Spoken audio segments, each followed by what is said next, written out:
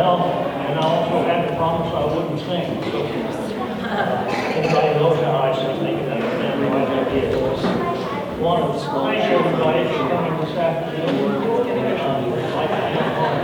I don't know if we made all of the ones that sent in their response when they were coming, but it looks like we've got a good crowd. I do see some people I know and some that I haven't seen for many years. So hopefully we'll have time enough for everybody to get around and go through the program. We'll kind of give people time to take a stand up and maybe give us some old stories, memories of Duane and Jackie, and some of the rest of the Wolf family that we have with us today over here. So we'll get to them in just a few minutes here.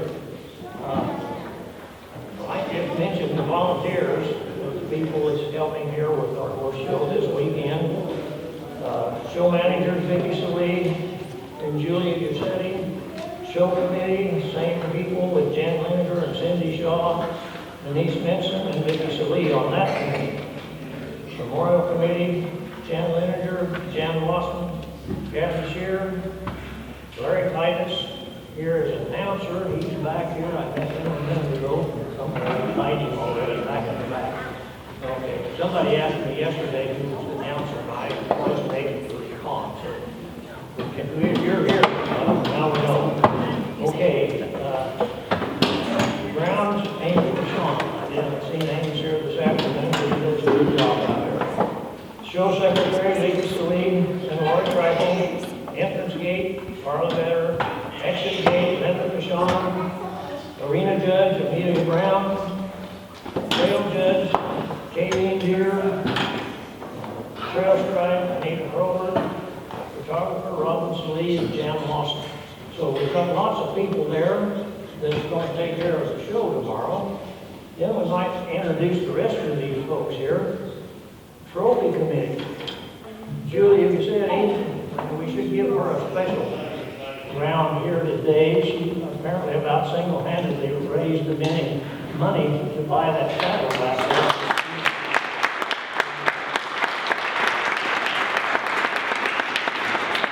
Picture there of the donors and everyone that has contributed to that. So if you've ever been on money raising committees, you know how hard she's worked to get there. Also on the memorial committee, Cindy Shaw, Dan Washington, and Vicki Salee, Denise Benson, Kathy Shear, Jan Linder. And I know that lady's worked really hard getting everybody together to decide what we're going to do and when we're going to do it. The Dalles Riders officers this year, the president is Kaylene here, sitting down here. Vice President Cindy Shaw over on the other side of her. Secretary is Mary Jo Larson, I haven't seen her here today. And treasurer is Dee Davidson. Okay, and the show committee, Vicki Salee, show manager, secretary, and the volunteers. So we got that pretty well taken care of. They have asked me to remind everyone that they do have the commemorative t-shirts back here for sale. So we have a young man back there, I think, yeah, they have the money. If you're interested in having one of those nice t-shirts, so just help yourself right there. Might have a few others here that we haven't thanked for some of their help in having this. It's really quite a thing when you have the horse show in and people filming. Back there, they're still having people on the telephone calling to find out if they can still get in tomorrow. I think the last time I talked to them, they said they had a phone number out of Denver, so I hope they drive fast if they're planning on making it. But anyway, got the shirts taken care of. We have a Wolf Memorial Horse Show full-page ad assisted with our local chamber with the funding, and then the Northwest Horse Source magazine for being motivated behind the trophy award in Jackie's memory. The show contestant exhibits many of the fine attributes, positivity, encouragement, horsemanship, and Jackie's demonstrated throughout her life.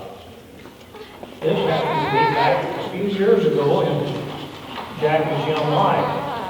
This was put out by the Oregon Quarter Horse Association in January of 1973. It says that the Oregon Quarter Horse Association honors sportswoman Jackie Fulps.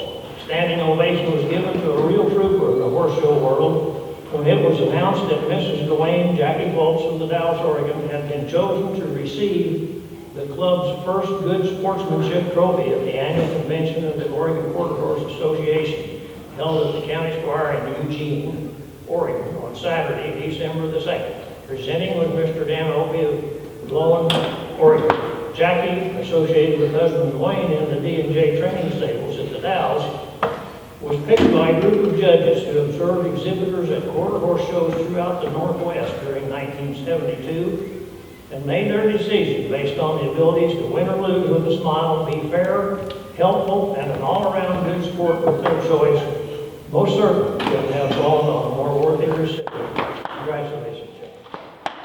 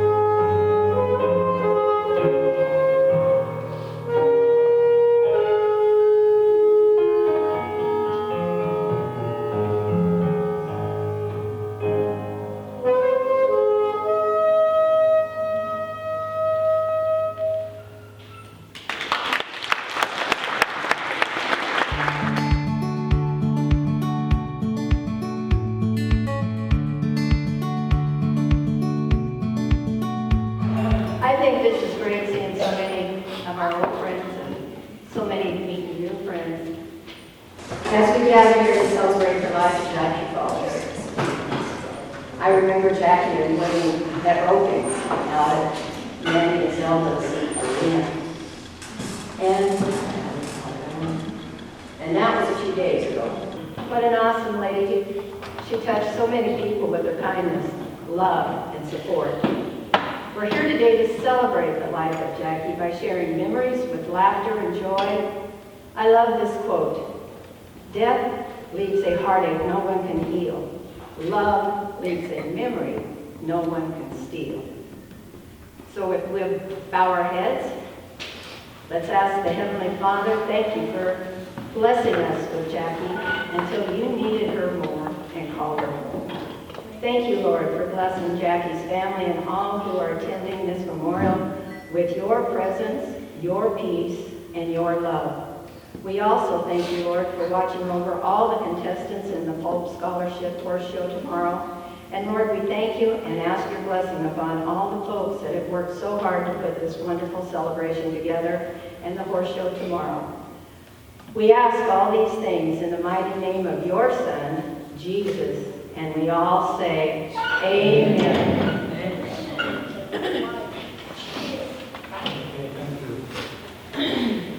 Now, it says next on my list here that we talk about memories and tributes to the Fulps family, and we all have lots of those, and some probably we would question if we want to rehash it too many times. But I'll have to say that when I first came to town, they were some of the first people I met.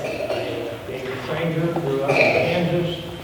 I managed to find a job in Oregon because my employer just had a car wreck and had a broken back. And so Dr. Stowe was laying here in the hospital, and I came out, flew out, and went to work. And of course, Jackie and Duane were some of the first people that I got to visit at their home. And that's where I was there so often that it almost without paying attention, I'd wind up at their driveway wondering why I came there first. But anyway, they were good people to work with. They were very knowledgeable. I had just gotten out of service, had kind of been a little rusty on the horse thing. I spent a little time in Omaha at the racetrack and 2 years before that. And so we did have a little experience there. But Duane and Jackie were great people to work for. They knew how to handle their horses. We had good horses. And it was just amazing the way the natural talent, I thought, of how they could look at horses and the way they handled them and just did a tremendous job. And so I think at this time, before we get into more people, we're going to let everybody say something, but I think it's time we introduce Lynn Fulps over here. And he's Jackie's son, and he's got the rest of his family, and he'll probably do a lot better job introducing them than what my memory last week when I came in.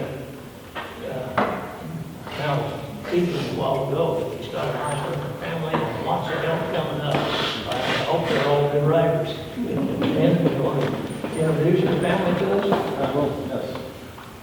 Are you good? Can you guys hear me? Okay. We have to whisper in his ear then. I've whispered in Wally's ear a lot of times, but not in front of people like this. Okay, can you still hear me?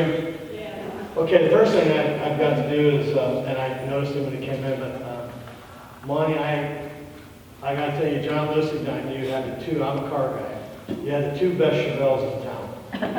So there was nothing, what color was that Chevelle you brought down to the house that day? Was it yellow and, was it a yellow and black striped one, or what was it? Do you remember that? Does he remember the Chevelle he had back when? 1970? It was blue. Well, there you go. I remember John's was red, and those two guys had the nicest cars. They had the nicest cars around. And to this day, I still keep old cars, and I love them. So it was because of those two that I've done what I've done with cars. My family. I'll start with my cousins. My cousin Brent, he's from my dad's brother, and he's Brent Fulps, if you wave your hand there. Okay. Denise Miller and her family. All right. Then I wanted to come down to my wife, Tina. And I'm telling you right now, if I wouldn't have got married to her, I don't know where I'd be. Probably still working at Model Signs. If Model Signs are still available, but she's been my everything. And because of that, you see all this. So I'm very, very fortunate. Lisa Decker, her husband is not here right now. Steve and George, my grandson, because they're playing a ball game down in Portland, playing football. So they'll be up sometime tonight probably. And then we have Grace, and we have Gertie, right here and right here. Katie and Jeff Brody, right there and right there. And Charlotte, right here. And then Ashley and Jake Howell. We have Cody Duane Howell and Farron Jean Howell. Cowboy Cody. And he's already swinging a rope on a pony. I told him, I said, you guys might not remember, but when Mike Beers first started, we used to go up Charlie Brown's on the freeway, and Mike was kind of a tall, kind of fat kid, and he would, his feet would drag the ground. Yeah, well, that's all right. He's a long ways away, he's not gonna know. But anyway, so I headed for Mike for a year. And this one here has a pony, and he's got his rope swinging, and he packs the mail. I mean, just like his grandpa. When he packs the mail, that thing hits hard. Justin, my son, and Amy Fulps, Mickey Ray, sound asleep right there, sitting right over here. And I already talked about Denise and Brent. From Reedsport, coming up here, Cody and Deb Dawkins. She's been in our family, has horses out the place, did have.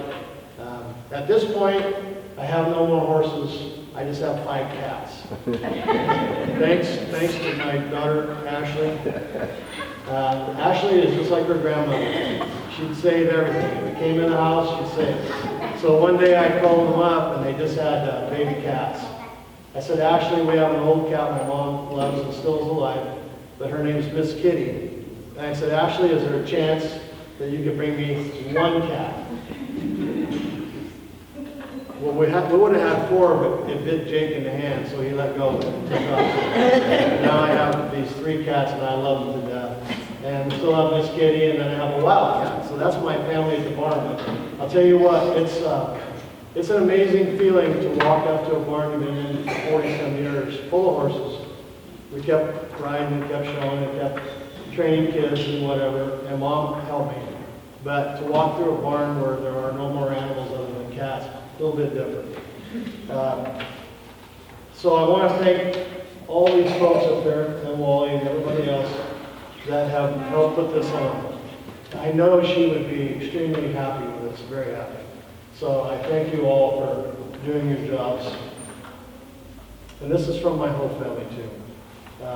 Once again to my wife for marrying me. I don't know if she wanted to or not, but she did.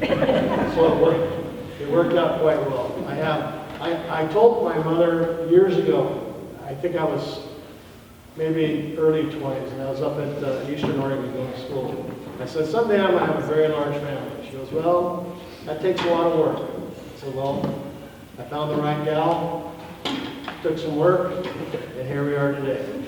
So I'm so proud of having a big family. I love it. The reason we're here because of Mom and Dad. They made my life the best they could ever make. I'm truly blessed to be in the horse world, and I've been in the education world, teaching and coaching for about 44 years. I knew I wasn't cut out to be an engineer. My dad wanted me to come down and drive trains. So I would visit him at midnight, and it's down at the yard, and I kept telling him, this is not for me. So he said, what are you going to do? I said, I think I want to go up to see Dick Griffin up at Eastern, and we're going to become coaches and teachers. And that partly was because we liked Buck Armstrong so much. He was our coach here, our PE coach. So lo and behold, 1978, 79, I got to Newsport. That's my first and my last job. I retired 3 years ago. Can't understand why I'm still coaching football, but I am. But anyway, this was the place it all started, and I'm very thankful. Okay, so if you guys start yawning, like, give me this sign, it means you're done listening to me, so go ahead. This is a mistake to put me up in front of any crowd, because even the kids at my high school go, come on. It's been a privilege and a blessing to have been raised by and tutored by wonderful parents and horsemen. I've always thanked my parents for their wisdom in life and for their teaching of the horse world. I would be I would not be what I am right now because of the horses, if I didn't have horses. It's pretty amazing. In my early years, at the end of each arena, whether it be the PI, the state fair, wherever we went, one was parked down there and one was parked right here. So as I drive by, my mom would give me the most information, which is sit up tall, keep your heels down, make a straight line. Every time I came by, she told me something good. As I rode past my dad, it was, quit looking around. I had a blast. Quit looking around. What was the other one? He said, quit looking around. And he always said, you're not on the rail. What the heck's the rail? I'm in the arena, things are going good. I think that day that I was 5 1/2 at the state fair. I was riding my mom's mare, Smokey. Class is over, it was a walk-trot class, walk-trot float, excuse me. Dick Schrag, people that you know if you're in the horse world, they were all in it, it was 18 and under. So we lined up in the middle of the arena like you're supposed to, and the announcer came on and said, and that mare walked out, just walked straight to the ribbon spot. And thank goodness we won. Even though Dad hasn't been here for a while, Mom stayed the course. She never wavered, and she loved all ages of people. You could be 80 or 90, or you could be 5. And she took you under her wing, and she taught you how to ride properly, all the fundamentals that you needed to have. Whereas my dad would dig in there and go, why in the heck are your heels so far forward? What's going on with your straight back? Blah, blah, blah. But I wanted to tell you guys, and I want to make sure I did this, and I'm sure he's listening, because I know she's bossing him around so bad he can't see straight, so I know he's here today. He was a big teddy bear. I mean, he loved animals as much, if not more, than my mom. And he would be the one that would be down at the barn late at night. I'd come down to the barn, check on horses like I do, and there he'd be down there swinging a rope, or got one of the stud horses out. We have lots of studs. And he'd have them out, and he'd just be talking to him, walking around with him. So I wanted all of you to know that if you thought Duane Fulps was kind of ornery, he really was not ornery. He was really pretty easy to get along with. And I appreciated him a lot. My mom, if you knew her, she was the consummate professional. She was on detail all the time. I mean, you couldn't find a better person to learn to ride from, because she had everything you needed, and she would teach that to you over and over and over again. And like, for example, I think I moved one heel back and 1 foot forward to teach me my leads a million times. And so I can tell every kid that comes to me, and I don't remember them anymore because we had 17 years, Tina and I have camps, and they would say, the first thing you taught me was how to get my right heel back, my left foot forward, take a left hand lead, excuse me, always inside foot forward. And that just stuck with me forever. In all walks of life and in business, and especially in reed sport, she was the recipe for success. Animals she dealt with hardly ever failed. And the reason why they wouldn't fail is because she showed them as much respect and as much love as they required. And then they would go do their thing for her, just as if it was 2 peas in a pod. And that's kind of what I call her. I used to call her Mrs. Doolittle because she could talk to them, ride the heck out of them. But yet they always gave her back what they should do. Her equation for success in daily life and teaching was, number 1, she loved them a lot. Number 2, she respected them. She was full of kindness. If you knew my mom, she was very kind. And I'll tell you right now, for a little gal at 110 or 115 pounds, her work ethic was second to none. She'd stay at that barn for days. She'd stay down there if I wanted to go get her. Until I was hungry and I wanted to eat dinner after football. And I made her come to the house and cook me dinner because she'd have sat right down here for a long time. So even when she came to Reedsport, she helped us with the camps, and people couldn't believe, first of all, at her age, and then secondly, that how hard she worked. Together, my folks, I thought, had the full package. They both loved life. They both loved their jobs tremendously. They loved animals. They really enjoyed working with anyone who loved horses. I used to say to my mom, my dad was gone a lot. He was gone 4 days a week, railroading. But I always told my mom I thought they made the perfect storm. That they were connected in two ways. He was the runner, slider, and all the spinning and all that kind of stuff, and she was the sit-up straight, Western pleasure, Western riding, which she could teach lead changes like nobody does. I've never met anyone who could change leads like she did. And so I think I was about as lucky as a person could be. Now, right out here on this field one night, my coach had to subdue my dad because we were playing Vail in a snowstorm. My senior year, last night, the last game, and I missed a pass. It just happened to be that I fell into a water pool out here in the back of this end zone. And it's snowing, I couldn't see it. So I fell in that hole, missed the pass, and before I could get up, guess who was picking me up? My dad in the end zone. So Buck Armstrong comes running out, he's going, Duane, you can't do that. He goes, the heck I can't. He didn't say that word. Coached me all the way down the sideline, so I caught the next pass for Duane. Memories. I'm sure some of you are going to stand up and talk about these, but my wife told me to cut this short because I can sit here for 5 days and talk about memories. Across the street from our place, Dr. Moore's Ranch, across the street was a very long field, almost like an airplane field. In fact, I think at one time they did have them in there. So what she would do is go, you want to go run them? I said, let's go run them. So we take the reining horses and the roping horses, which was kind of heading towards Manny and Zelda's place. And Wally was waiting for me up there. Anyway, we'd take off and we'd run full speed. I kept thinking we're going to trip, fall down, or something bad's going to happen, but it didn't. That's been years of doing that. One day we just happened to go up on the cut road, which is about, I don't know, up the end of that field and up over the hill to Cherry Heights. And about halfway up, the mare that she was riding got stung by a bee right in front of me. In fact, I was going to try to reach up and whack it. It didn't work. And that mare bucked my mom off about 4 feet in the air. And she landed on a rock pile. So I went and got the mare, took off up the road. I ran up, picked her up like a pickup horse guy would do.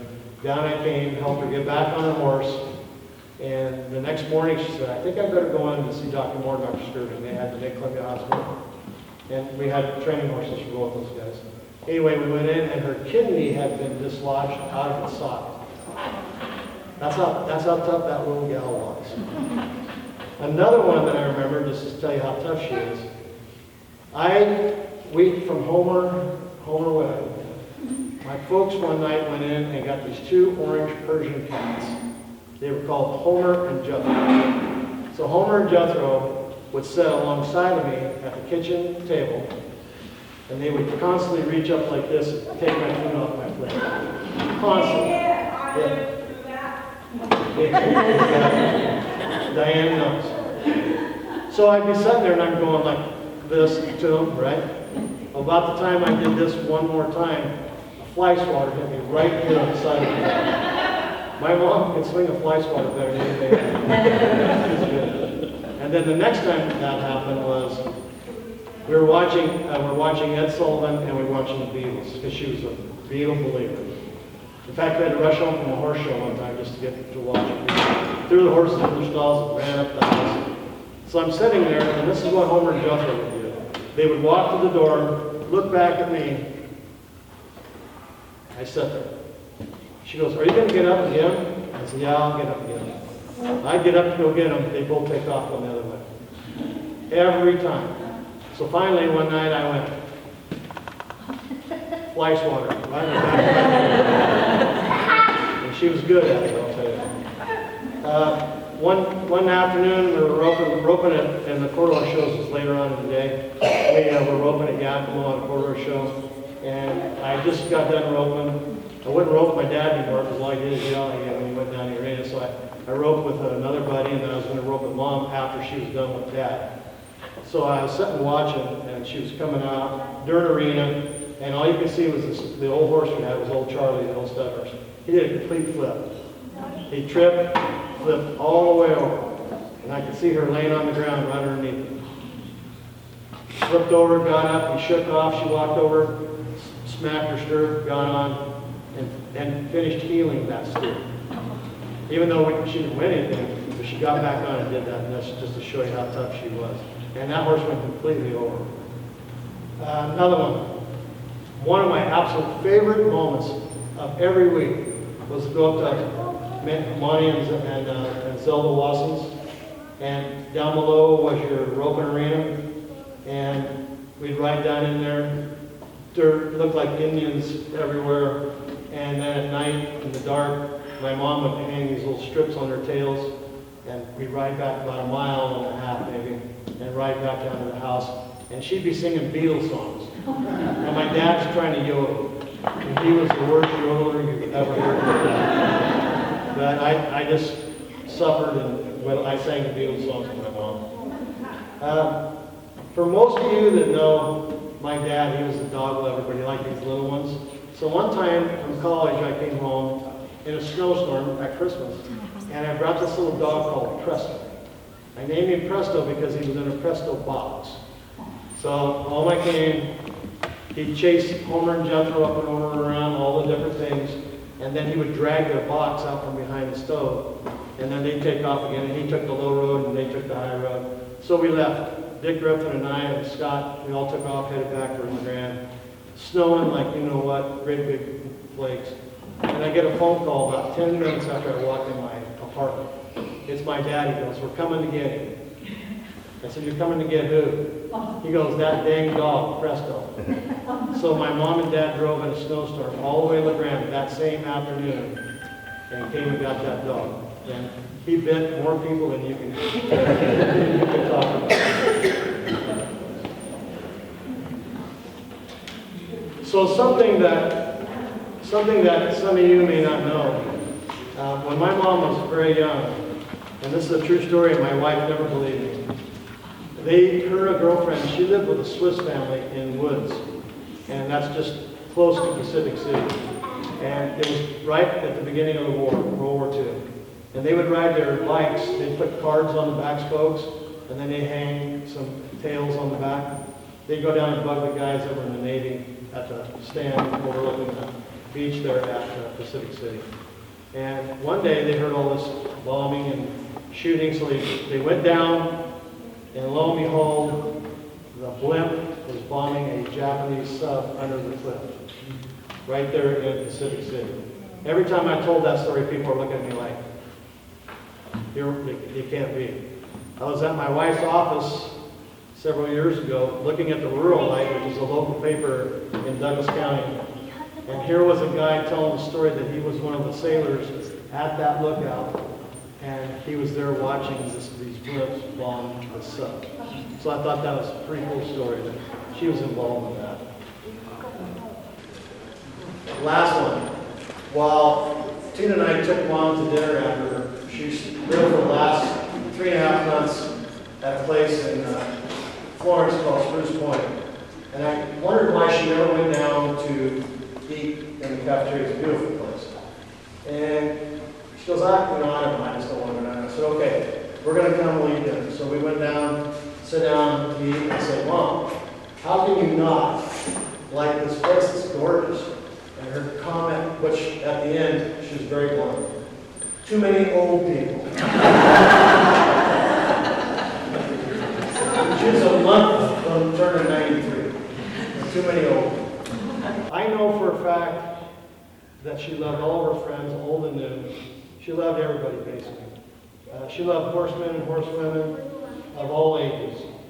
And I got to thinking about this. There's one fact that I think stands more than anything else. Number one, I know she's in heaven.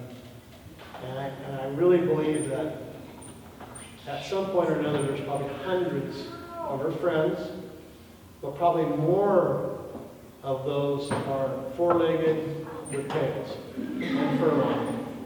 So I kind of want to end on that. I know some of you probably want to talk a little bit about what you knew and remembered, but I can't thank all of you enough for the life that I have. And Jan, yeah. And Jan, where's Jan at? She took off. There, right over there. She's stayed with Mom for a lot, did a lot of things for her, helped set this up with everybody else. I'm surely appreciative. And glad my family's here because they're what keep me going. I'm an only child, and I wanted a big family, so I got one. And I'm happy, I'm very happy. So without further ado, I want to thank Wally. Thank you. That was great bit on there, covering the story. Yeah, and I didn't see anybody on it, so I guess I was doing all right.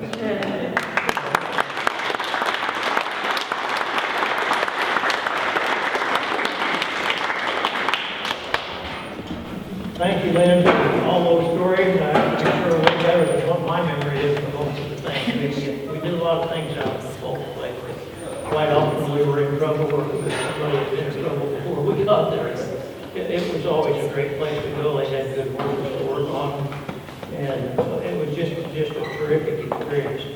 One thing I would say about you and your family is that I still remember all the things I can as a kid, going to my grandfather's place. Whether on the 4th of July, somebody's birthday, Christmas, or whatever. But it had a rather large family. My dad had 6 brothers and sisters, and they, of course, had 3 or 4, whatever. We had lots of cousins. Those things today are still the things that you can remember that happened to your family. You got the prime group right here. If that'll be part of it, throw some horses in there, it'll be great. Okay, anyone else that would care to share a story or experience? Yes, sir. I'd just like to tell Lynn how much I love Presto. I thought you were talking about We used to take care of the horses all the time when they were doing shows. And Presto, when Duane and Jackie were at shows, he was the nicest dog you ever met. Wag his tail, scratching. The minute they got home, we'd go inside to the house, sit there. And if you sat right next to Duane with Presto on his lap, that little booger, he'd jump right in your lap. I guarantee you, if you touched him, you were bit. I love that dog. Well, my name's Denise, and my mom, Nancy, was Duane's sister. And I remember the first time I ever met Jackie. They lived in Portland. And I was a little kid, really. And we went to see Jackie, and she was out by the barn, and she was telling my mom that she was going to go to the hospital. And my mom said, well, what for? She said, well, I'm going to have a baby. And she did not even look pregnant at all, still riding the horses. And then a couple years later, we went back, and here was Lynn. I don't know if he could even walk, but he was sitting with his legs straight out like this. He was so little, sitting on that horse with his hat and his cowboy boots and his jeans. Such a cute little kid. In fact, your mom drew that picture of him. Do you still have that picture? She was a wonderful artist. Yes. And then when we got a little bit older, I became a teenager. My mom would call up here to the Dalles and say, I think I need to send Sis up for an attitude adjustment. And I was a teenager. And Duane says, you send her on up, I know exactly what to do. And out to the barn I would go, in the barn. Well, later on when I became an adult, I would call and I'd say, Duane, can I come up? I need an attitude adjustment. And I just loved being around them. In fact, Smokey was the first horse I ever rode. And I just loved coming up to the Dalles to be around all of you guys. It was great.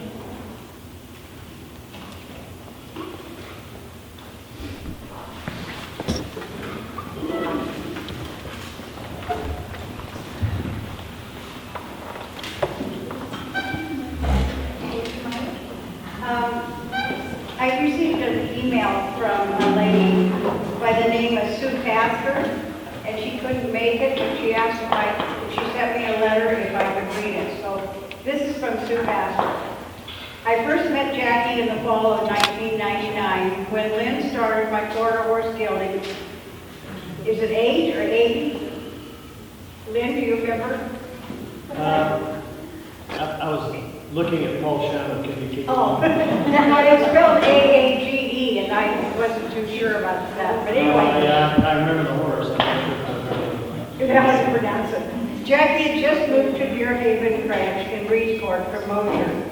She had 2 horses with her at the time and immediately became an active member of the ranch. Jackie and I struck up a friendship, and she accompanied me to the county fair and a couple shows that next year when I showed my horse. During the time we lived in Florence, our move to Hermiston back into Monmouth, Jackie and I corresponded regularly via phone and occasionally in person. We continued to communicate almost every week for the next 23 years. Jackie was my #1 quote-unquote horse friend and confidant. She was supportive when I lost my dad and lost a couple horses. She was my virtual horse show mom and advisor. Whether it was celebrating a win or navigating a challenge, Jackie was there for me.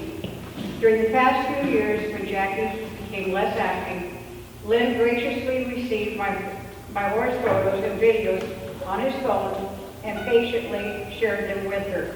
Both of us appreciated his efforts, and she continued to offer advice. Jackie spoke highly of her Mosier horse family. She frequently shared memories of her friends and their accomplishments.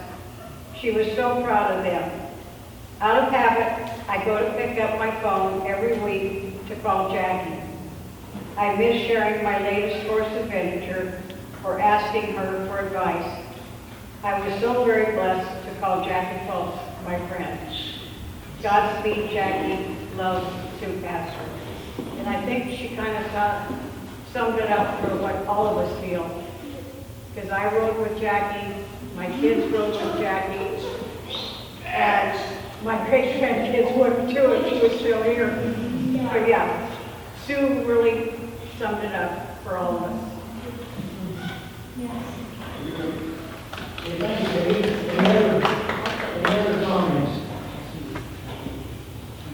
How about the 2 sisters that came clear from Long Beach, Washington? Edie, right there, Edie. Which one? Edie. Oh. They covered us. I've been friends with Jackie's for as long as I can remember, and I miss her every day, and I've never had another friend, and I never will. I have one more thing to do. My family wanted to, all the kids, us wanted to make sure that we left something for the club, for my mom and dad's foundation, and we're writing a check for $1,250 to that scholarship fund for my mom and dad.